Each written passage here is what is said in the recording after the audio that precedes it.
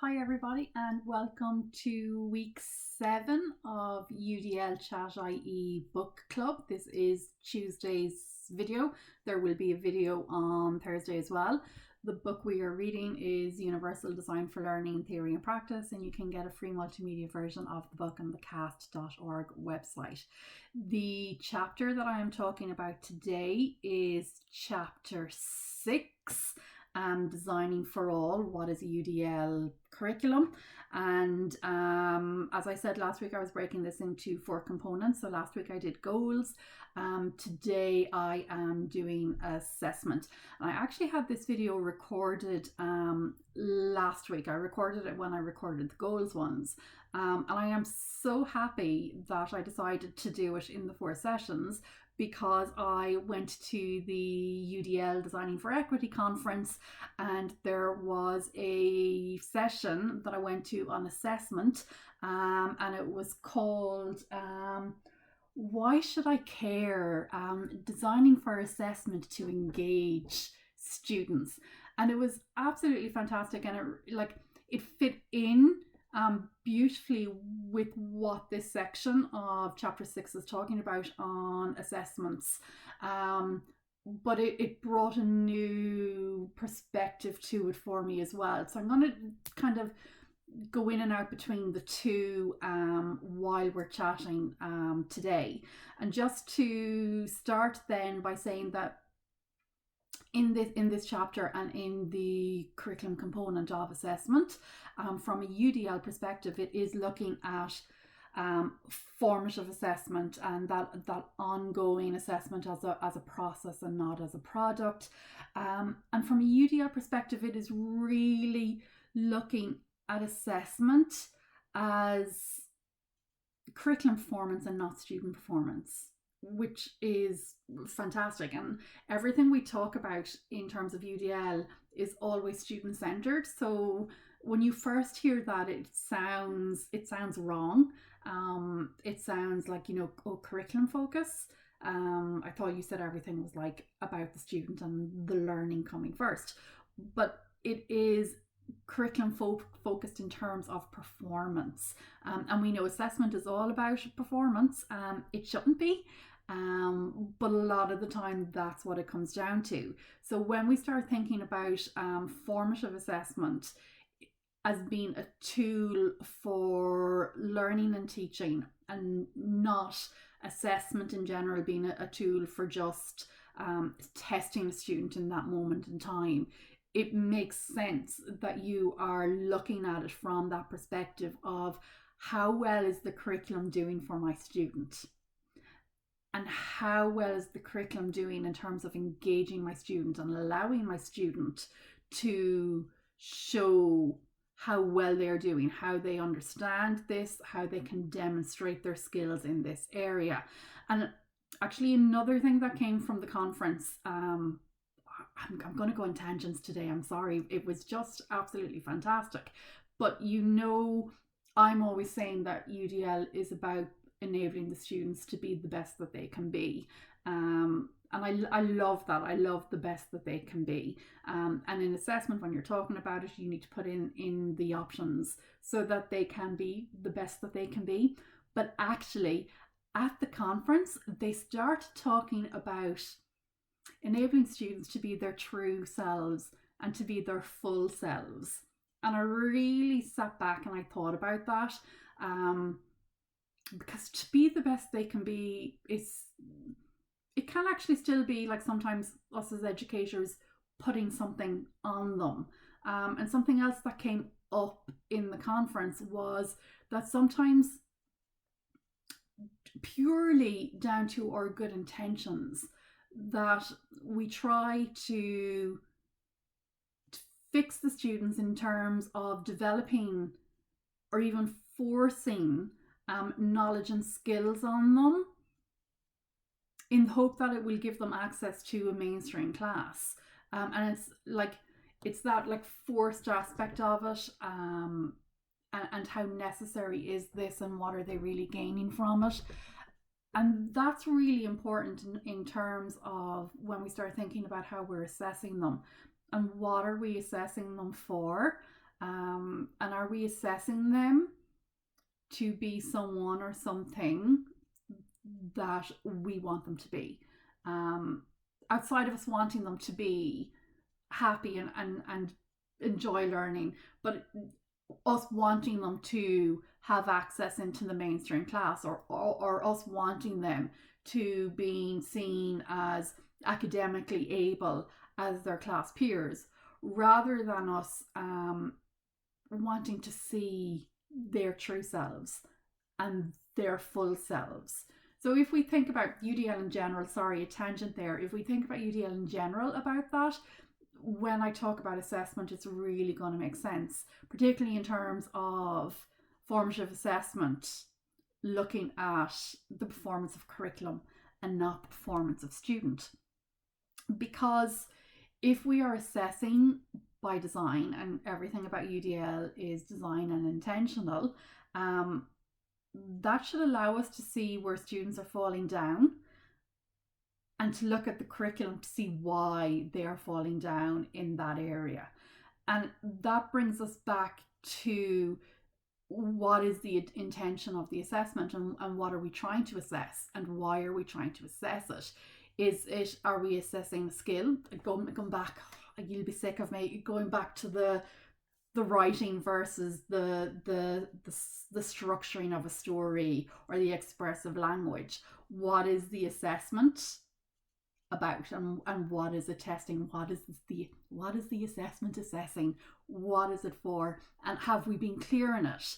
And if we are clear in it, that means that we are giving the students the options and the pathways that they need to be able to engage in that action and expression, and show us where they are. So UDL put this into kind of 5 points when they are talking about assessment.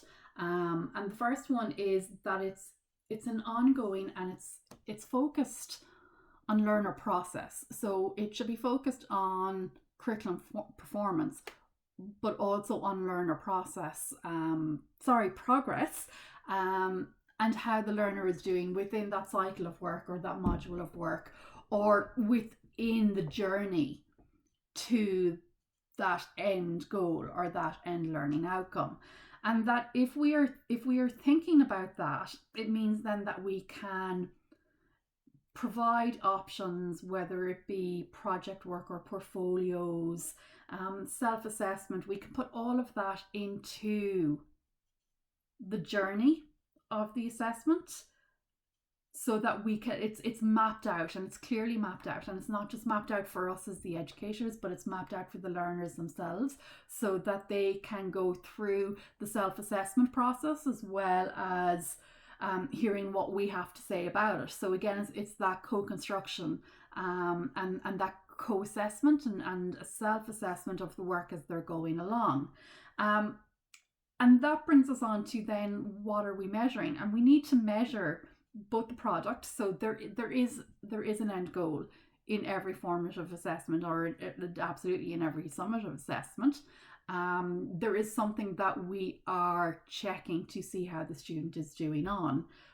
But if we are also checking in the process of it, and I think back to when I was preparing for exams in maths in post-primary schools for my junior and my senior cycle, and it really stands out to me because you'd go in and you do your maths, and you've got your calculator beside you, so you tip in whatever it is and you put the answer, and I just remember my teacher saying, don't skip the steps, don't skip writing down, you multiplied, this was your answer, you divided, this was your answer, because the examiner can see the process and can give you marks to that.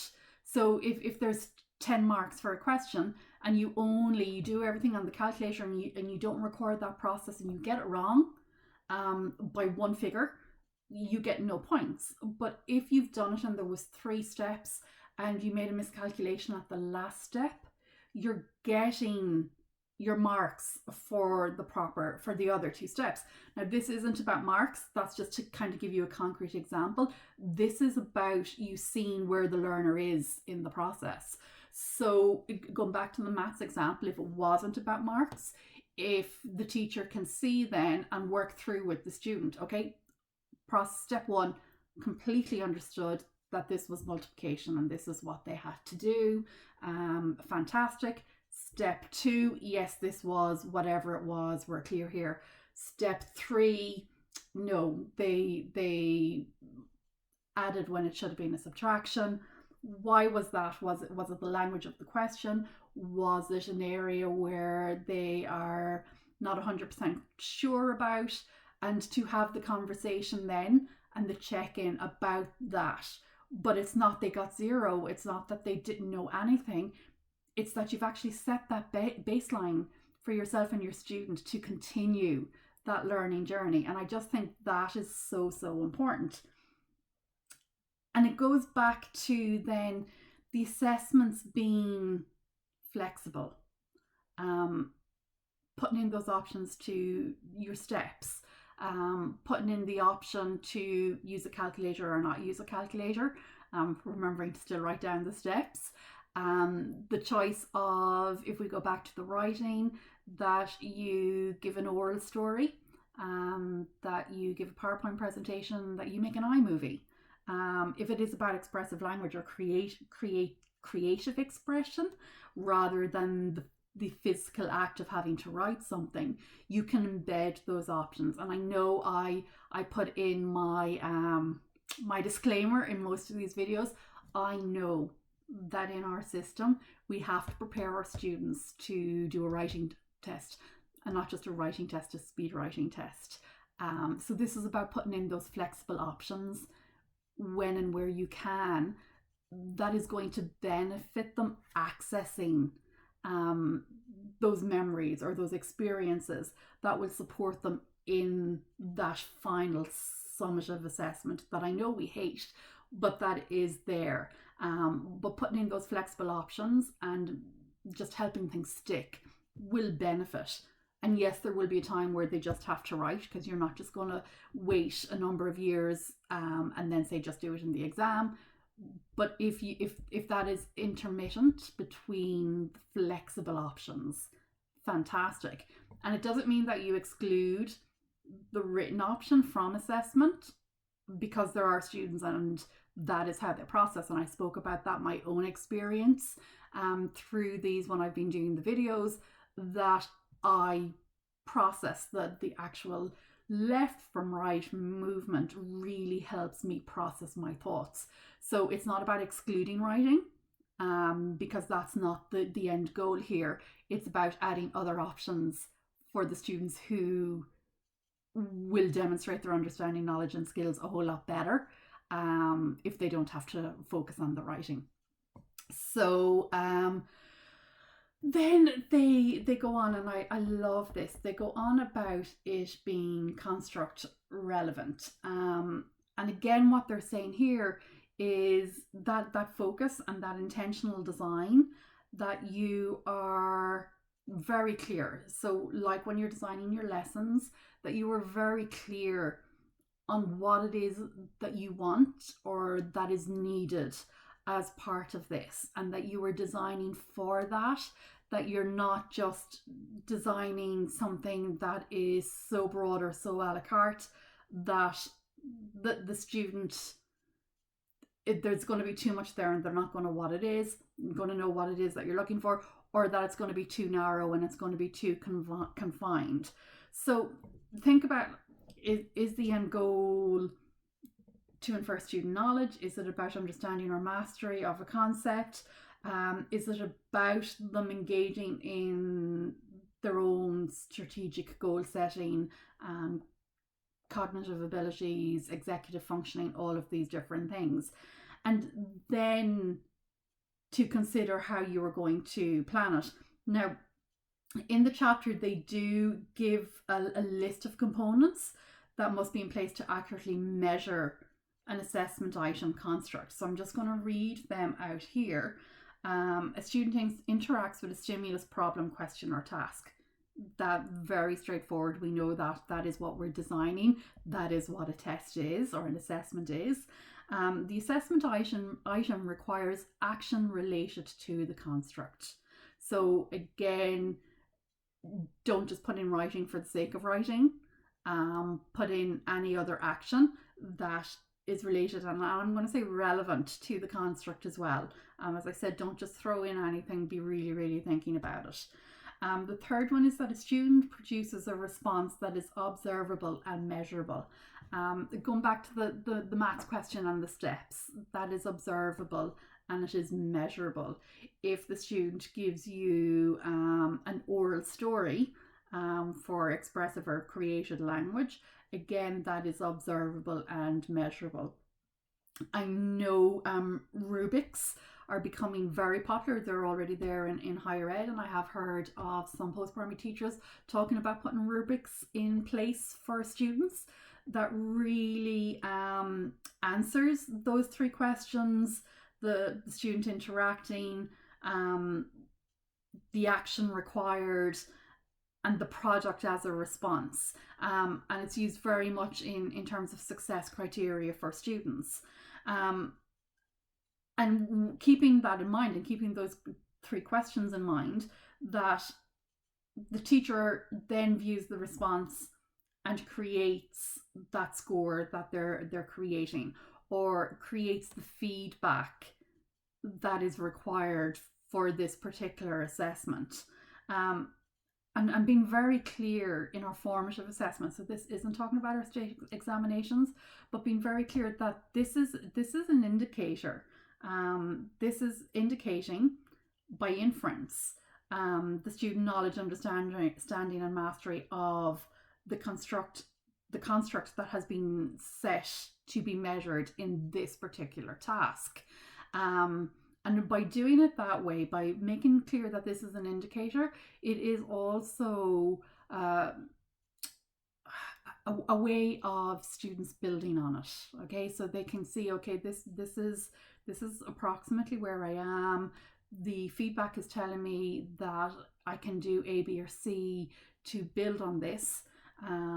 Hopefully the student may be at a stage where they're doing their own self-assessment as well, that has been built into it, and they can be building from that inferred level of mastery that the teacher or your own self-assessment is telling you we're at in terms of your continuum on learning in that subject area or that mastery area. And then, like, what it's saying is that if a barrier exists in any component or any step along the way, that the accuracy of the measure and the measurement of the construct will fail. So again, it is going back to that design. If you have put up the barrier for that student, then they are not going to demonstrate exactly what competency level they are at and what they are able to show you and what they are able to do. So it is about removing those barriers and just giving those students genuine. And we talk about giving students every opportunity,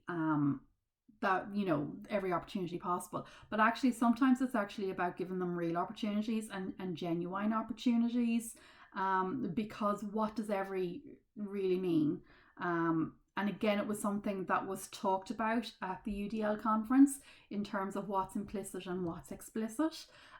So if we are very explicit in the assessment design, what barriers may be created by the way we design it and how we can remove the barriers, then it is actually being about everyone rather than just saying every possible chance.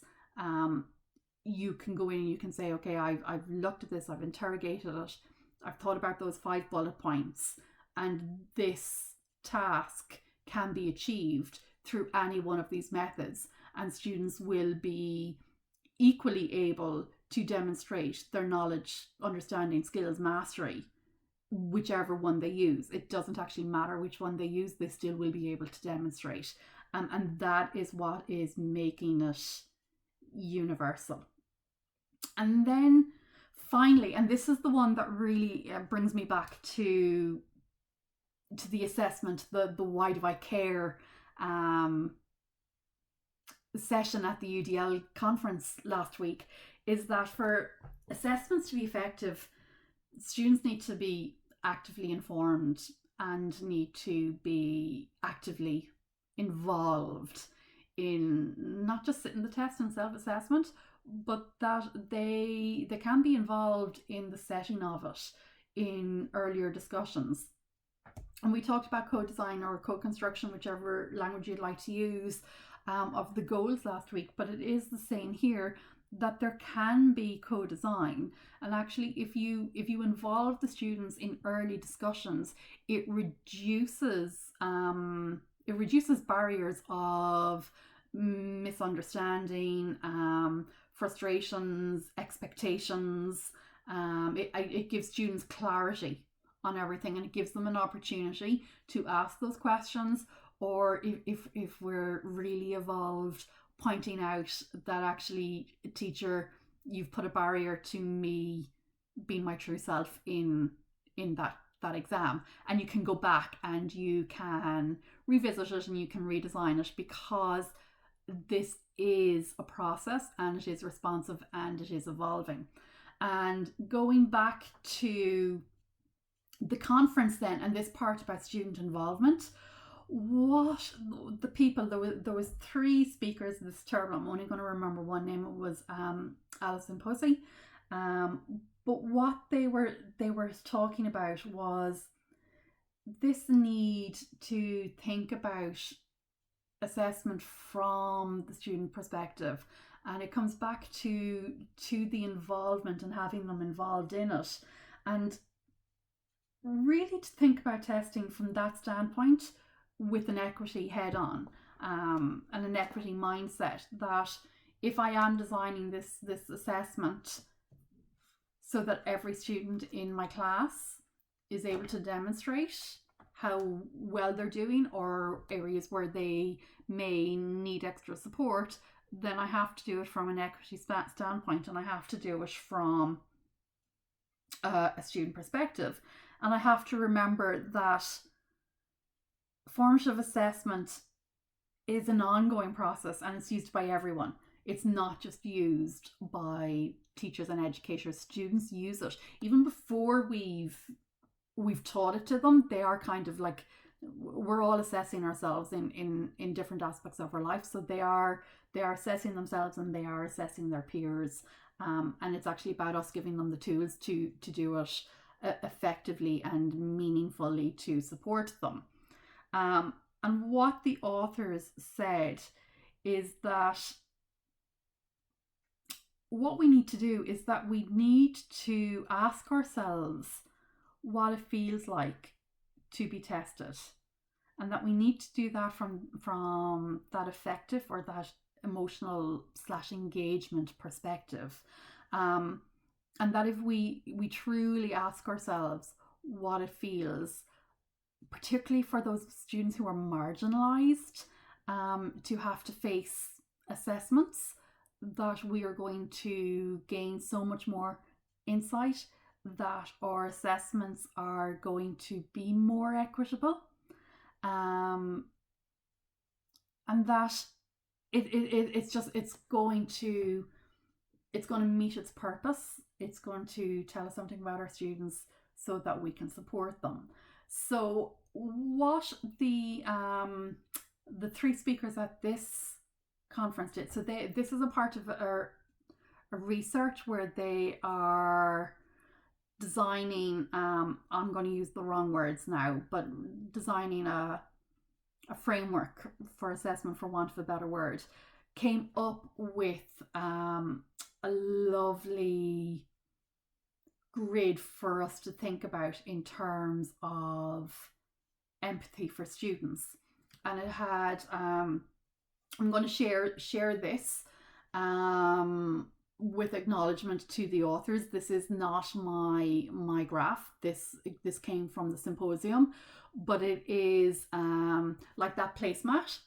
and up on the top it has, I'm not going to remember where they are. So it's the 4 quadrants. One quadrant is say and do. So what do our students, and here we're thinking about our marginalized students, but every student, what do our students say and do when they're faced with an examination? Some of the things I came up with was they say, what's the point? They don't turn up for the test. They turn up without equipment. They don't write anything on the test because it's normally a written test. There was one, what do they hear? And for me, and we were in breakout groups, so there was 3 or 4 of us in the group, so it was really, really interesting. And things that came up was they hear after the test, that was so easy, oh, I flew through that. Or before the test they might hear, oh yeah, I got loads of revision done last night, when they may be in a situation where they could do no revision. Or they might hear, oh, I didn't need to, that's so easy, I didn't need to revise, where they may be somebody who spent hours revising and are really anxious about it. So that was say and do and hear. And then there was one about feelings. So how do you feel? How do your students feel in terms of sitting a test? And what was the 4th one? This is terrible, I didn't think to write them down.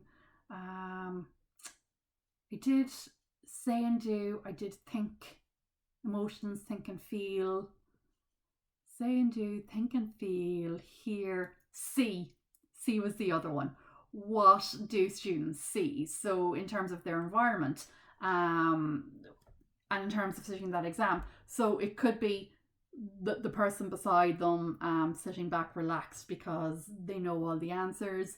It could be another person who is extremely anxious, and that anxiety might work to make them feel better, or might work to make them actually feel more anxious. It might be teachers sitting in the top of the classroom or reading a newspaper. I know that doesn't happen, so it's an extreme example, and they get that sense of I don't care. And it goes through those 4 quadrants, and then it asks about the pains and the gains in terms of students' assessment. And I just thought that was so good and so useful, and I really took it away in terms of thinking about students being allowed to be their true and full selves, and everything that we need to do to enable that. And really thinking about UDL, I'm always thinking about UDL in terms of curriculum design and lesson design and activity tasks. But thinking about it, making the assessment more explicit, I suppose, is what really came out from both the chapter and this session at the symposium, that we need to be even more explicit in our assessment for, I suppose, to join the dots or to fill that UDL circle. That if we just focus on that lesson plan and curriculum design aspect, that actually we're creating a gap in the journey for students, and that we just need to bridge that. So that was the assessment component. And this is, as I said, video 1 for this week, so I'll put up another one on Thursday. And yeah, we're getting close to the end now, so I hope you're finding them useful. Chat to you all again soon, and slán.